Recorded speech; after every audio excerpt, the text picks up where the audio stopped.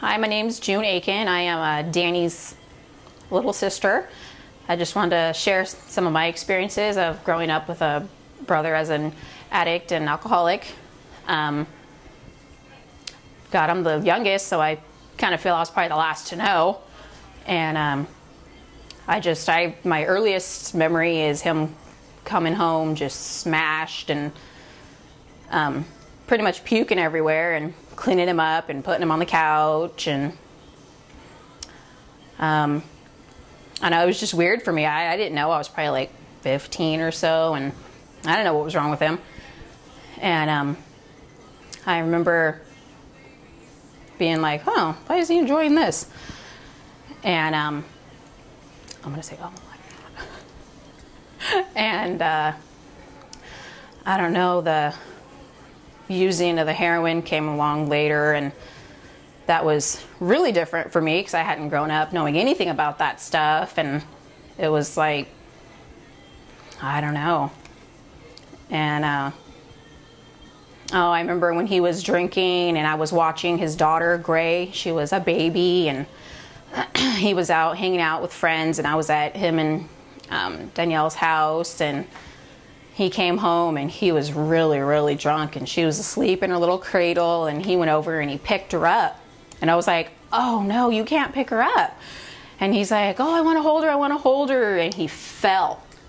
And I was like, oh, and I just ran over there and I grabbed her. She, he didn't drop her, but I was just like, oh God, you can't hold her. And I stuck her back in there, and he just fell on the floor and passed out. And that's mostly what I remember of that. And then years later, when we found out he was using heroin, that was real different. And he ended up out on the streets, and I wouldn't hear from him for weeks at a time. And I would wait for my once a month collect phone call, and I would just talk to him, and I'd basically just cry on the phone talking to him, and because I never knew if he was okay. And I could always tell he had this tone in his voice when he was loaded. He kind of slurred a little bit, and it was really hard. And I would hear from him maybe twice a month.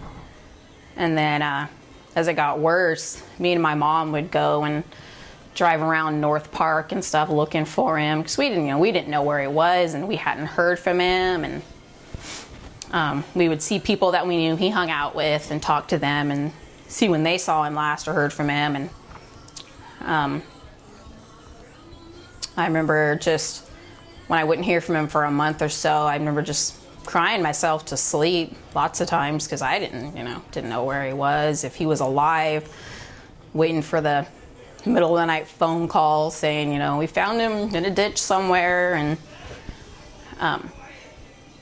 And my daughter was little, and we would let him stay with us sometimes. I think I let him stay with us one time, and had to tell him to leave because he was using it in my bathroom, and I had my daughter. She was like 3.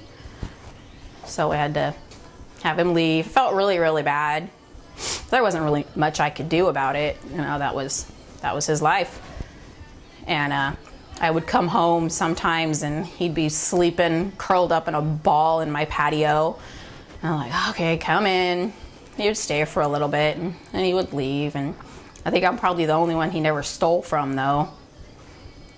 But yeah, it wasn't fun. And we were going over to my sister's, and he would be there and trying to get him.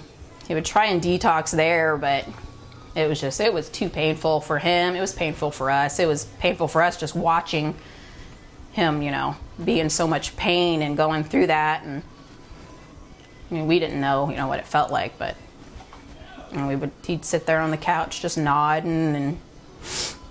And yeah, it took him a really long time to get clean, but he went through lots of rehabs. And I remember going to visit him in jail, and that was hard. I was pregnant with my son at the time, and we'd just go down there and visit him. And I remember going downtown when they had him in the, I don't know what they call it, the medical ward or whatever, and we wouldn't be able to see him through the window. We had to watch him on a TV screen. because he was sick, and that was real different. So yeah, but I've kind of learned just from watching him and stuff he's been going through that you don't, you know, you got to either hit rock bottom to get clean or die, I guess. And he hit rock bottom and decided he wanted to get clean, and he's doing really good. We're very, very proud of him. And yeah, it's just a really hard thing to go through. It, lots of tears, lots of sorrow, but it's very, very proud of him now. He's doing really good. And well, I guess that's it.